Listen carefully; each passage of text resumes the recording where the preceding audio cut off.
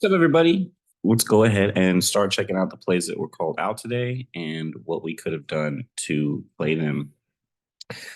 Starting things off, the first thing that was signaled was M. So we'll start here. This thing broke entry after starting off pretty low. So let's go ahead and go to the 5 minutes and start seeing what this bad boy is like. Awesome. As you can see, as soon as we come up and break the entry, we immediately plow through PT1, get very close to PT2, stay above PT1, take out PT2, take out PT3, and then within the next candle, we take out the last price target.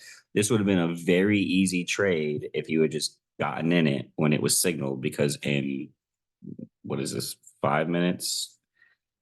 Probably in about, well, let's see. Let's go to the 1 minute time frame and let's just see exactly how long this would have taken. Let's see exactly how long this would have taken. All right, so entry breaks. We hit PT1. So we got 1, 2, 3, 4, 5, 6, 7, 8, 9, 10, 11 minutes, and you would have taken out all price targets. And there's not even a 2 down on the 1 minute chart. There never would have been a reason to get out of this trade if you had gotten into it. Staying above the VWAP, staying within the plan of the day. There's a lot of reasons why this went on and did its thing, to be honest. So if you caught in, congratulations. I hope you made some decent money off of it. After that, the next thing that was signaled was Apple. Now, Apple was something that I was kind of keeping my eye on all day, seeing if it was going to go back and test things out, because we did take out PT1. See exactly how this would have looked on the 5 minute chart.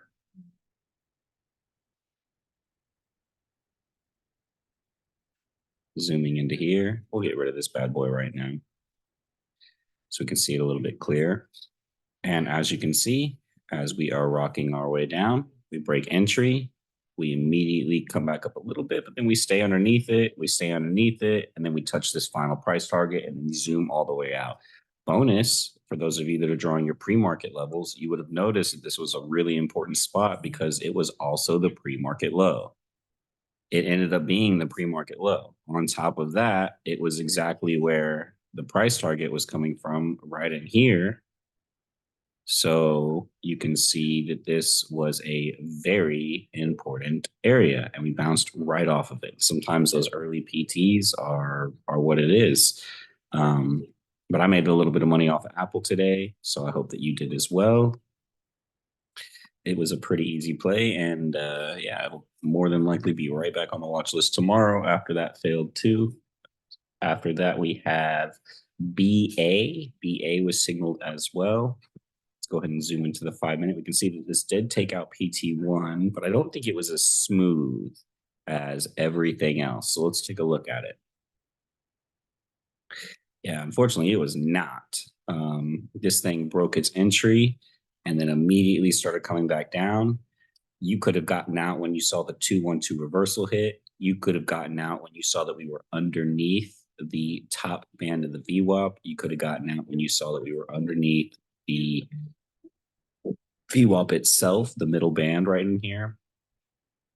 When we did end up breaking above these things, this is a good indication that maybe the play will actually work out. We do end up crossing entry, hitting PT1, and then being done immediately after that.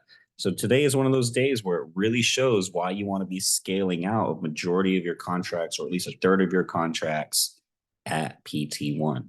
Because sometimes when PT1 hits, that's as far as it's going to go. And that's just what it was today. Let's go ahead and take a look at SPY and see what we could have done with SPY.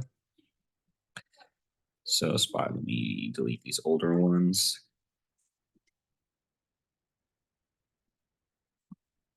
So you could have marked out the pre-market low right in here. Could have marked out the pre-market high right in here. Okay.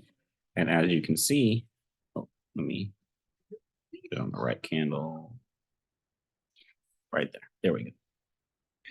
I'll make this high, bam. And then over here, we can start seeing where there might be like little spots for contention and or price targets. So the white ones are going to be our price targets. Oops. Whoops. Hey, I swear I've been here before. All right, perfect. So as you can see, we do not want to be taking anything on SPY necessarily until we break above the pre-market high or below the pre-market low. In this case, we get up to the pre-market high, we wick it, we break it. This is the testing of it, and this is the breaking of it. So you get into some calls here. Your first price target is here. As you can see, we come up, we immediately hit that, start getting a little, ooh, what are we going to do? And then we keep going up all the way to the next price target. We get exhausted from there, end up tapping that final one. And you could have made some decent money on SPY getting in on this pre-market break right here. Two up, one, two up, two up, two up, failed two up. There wasn't a reason to get out of this trade until around here, and you would have had over $1.50 of movement on SPY that you could have taken extremely easily. On top of that, you're above the VWAP, time frame continuity. There's all sorts of things that are going in your favor. And hopefully everybody made some money today. I'm going to now bust out the watch list. God bless. And I will see y'all soon.